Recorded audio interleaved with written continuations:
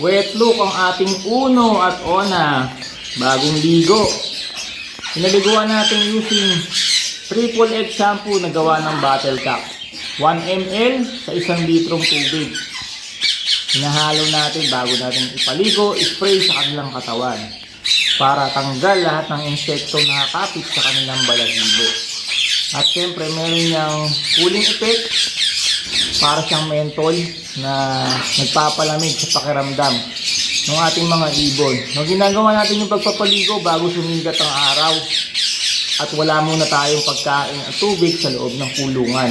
Pagkatapos niyan, pagka medyo natuyo na sila, hindi na pumapatak ang tubig sa balahibo, saka tayo maglalagay ng pagkain at tubig para hindi makontaminate.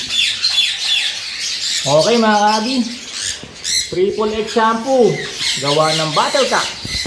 Lamang ka!